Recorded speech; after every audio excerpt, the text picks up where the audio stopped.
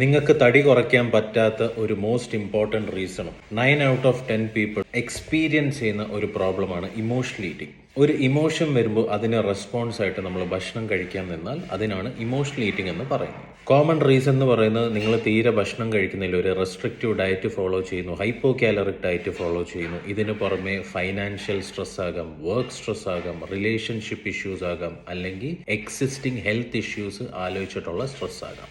ഈ emotional eating ഒരു eating disorder അല്ല, പക്ഷേ ഇത് ഉള്ളവർക്ക് ഒരു പാറ്റേൺ ഓഫ് ഈറ്റിംഗ് ഉണ്ട്. ഫുഡ് ഹെൽത്തി അഥവാ non healthy, good or bad എന്ന് ലേബിൾ ചെയ്യാൻ തുടങ്ങും. ഡിസോർഡേഡ് അല്ലെങ്കിൽ തോന്നിയ സമയത്ത് ഭക്ഷണം കഴിക്കും, കൂടുതൽ രാത്രി സമയങ്ങളിലായിരിക്കും ഭക്ഷണം കഴിക്കുന്നത്. ഫ്രീക്വൻ്റ് ആയിട്ട് ഡയറ്റ് ചെയ്ത് കംപ്ലീറ്റ് ഫുഡ് റെസ്ട്രിക്റ്റ് ചെയ്യുന്ന ഹാബിറ്റ് ഉണ്ടാവും. അൺഹെൽത്തി ഫുഡ് എന്ന് ലേബിൾ ചെയ്ത ഫുഡ് കഴിച്ചു കഴിയുമ്പോൾ ഗിൽറ്റ് തോന്നുന്ന ഒരു ഹാബിറ്റ് ഇവർക്കുണ്ട്. എന്തുകൊണ്ടാണ് ഫുഡ് നമ്മൾ സ്ട്രെസ് റിലീഫിന് യൂസ് ചെയ്യുന്നത്? ബാക്കിയുള്ള അഡിക്ഷൻ പോലെ തന്നെ ഫുഡ് കഴിക്കുമ്പോൾ നമുക്ക് ഡോപ്പമിൻ റിലീസ് കിട്ടും. സ്ട്രെസ് ഫീൽ ചെയ്യുമ്പോൾ നിങ്ങൾ എപ്പോഴും കഴിക്കാൻ നിന്നാൽ ഇതൊരു ബിഹേവിയർ ആയിട്ട് മാറും. അടുത്ത തവണ സ്ട്രെസ് വരുമ്പോൾ നിങ്ങൾ ആദ്യം കോപ്പപ്പ് ചെയ്യാൻ ചെയ്യുന്നത് ഫുഡ് കഴിക്കലായിരിക്കും. ഇമോഷൻസ് വരുമ്പോൾ നമുക്ക് വിശപ്പ് വരുന്നത് സാധാരണ വരുന്ന വിശപ്പിൽ നിന്നും വ്യത്യാസമാണ്. ഇമോഷണൽ ഈറ്റിങ്ങിൻ്റെ സമയത്ത് നമുക്ക് വേഗം വിശപ്പ് വരും. സാധാരണ വിശപ്പ് നമുക്ക് പതിയെ ഡെവലപ്പ് ചെയ്തോളൂ. ഭക്ഷണം എത്ര കഴിച്ചാലും നമുക്ക് ആ ഒരു ഫുൾനെസ് ഫീൽ ചെയ്യത്തില്ല. സാധാരണ വിശപ്പാണെങ്കിൽ ഒരു ലിമിറ്റ് എത്തുമ്പോൾ നമുക്ക് ഫുൾനെസ് ഫീൽ ചെയ്യും. മൂന്നാമത്തെ, നമുക്ക് ഇമോഷണൽ ഈറ്റിംഗ് ട്രിഗർ ചെയ്യുന്ന നമുക്കൊരു കംഫർട്ട് വേണമെന്ന് തോന്നുമ്പോഴാണ്